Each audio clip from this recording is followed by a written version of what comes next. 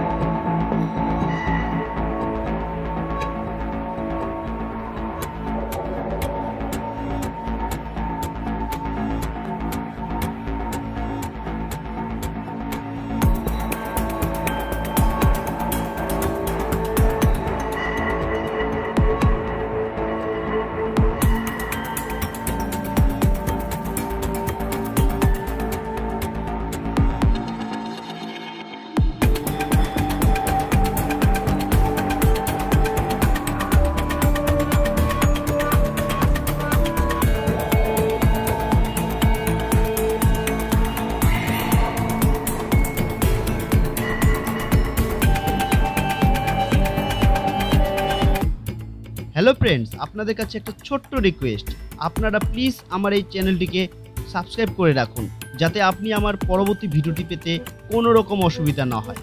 আর হ্যাঁ, আপনারা অবশ্যই জানান আপনি কোন বিধানসভার অন্তর্গত এবং কোন দলকে সাপোর্ট করেন, জানান আমার কমেন্ট বক্সে।